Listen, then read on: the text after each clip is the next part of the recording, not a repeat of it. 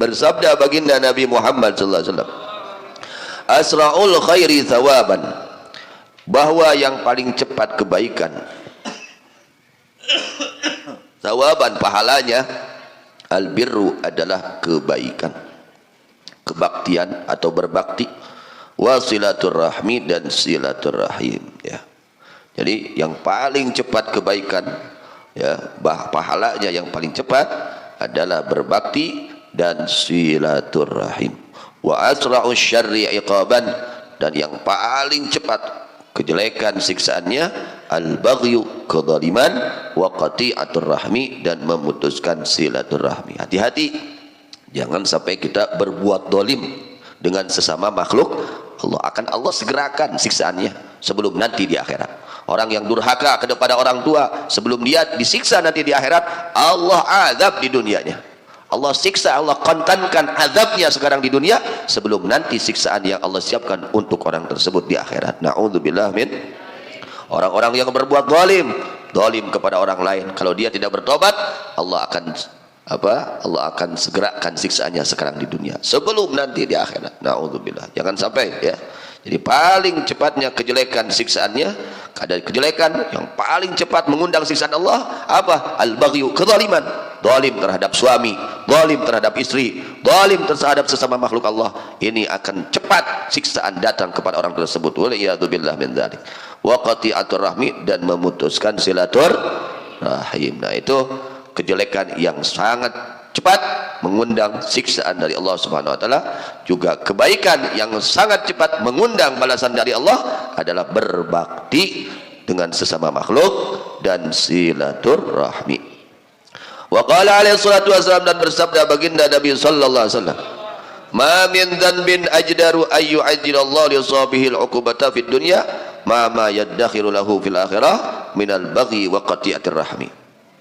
Ma min dhanbin, tidak ada satu dosa, ajdaru yang lebih pantas, ayu ajila akan menyegerakan Allah di sahibi piket untuk pelakunya itu dosa, al-uqubat akan siksaan fid dunia, di dunianya, ma'ama serta siksaan yuddakharu lahu atau yaddakhiru yang menyiapkan Allah lahu bikin itu untuk orang itu, orang tersebut, fil akhirat, di akhirat, minal baghi, daripada berbuat kezaliman, wa qati'atir rahmi, dan memutuskan silaturahmi. Itu, ya. Jadi ada dosa-dosa yang sangat cepat mengundang adab dari Allah.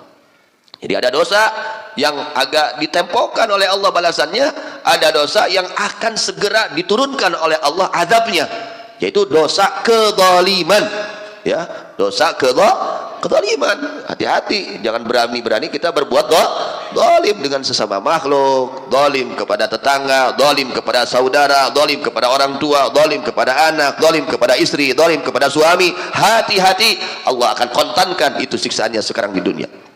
Na'udzubillah min dzalik. Minal baghi wa qati'atir rahmi, daripada kezaliman dan memutuskan silaturahim. Itu siksaannya akan Allah segerakan untuk pelakunya sebelum nanti di akhirat.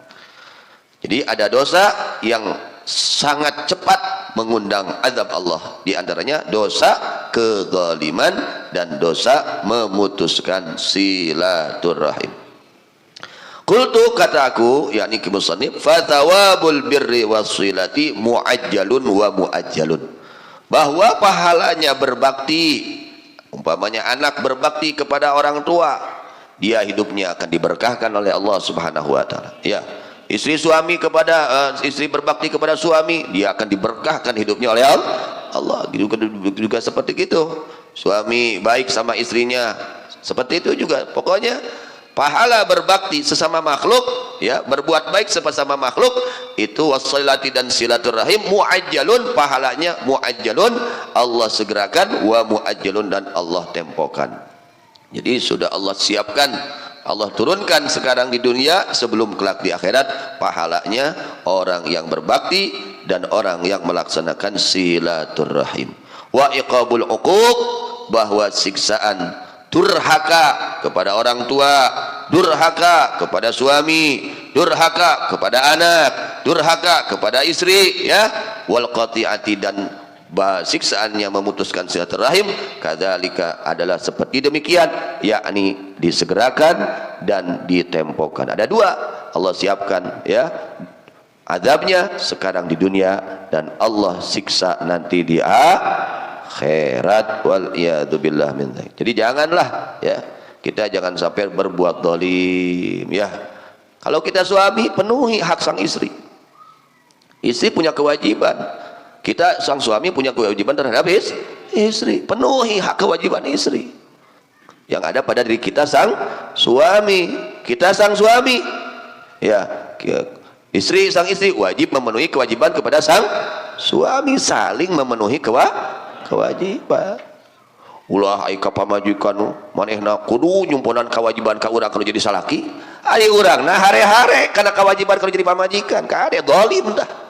Disiksa di dunia dak keneh memeh di akhirat, sangsara tah hirupna. Ai pamajikan kudu hade ka salaki, ai manehna goreng ka pamajikan. Ku Allah dikirim siksaan ayeuna keneh di dunia memeh di akhirat. Lamun teu dihampura kade nya kitu deui ka bapak, ka indung bapak, ka kolot, ka mitoha, ka guru, ka murid, aya kewajiban masing-masing. Nah, ketika kita tidak mau memenuhi kewajiban, hati-hati, itu kita berbuat zalim. Kemudian nasallallahu al-afiyah, memohon kita semua kepada Allah al-afiyah akan diselamatkan dari azab Allah Subhanahu wa taala. Amin.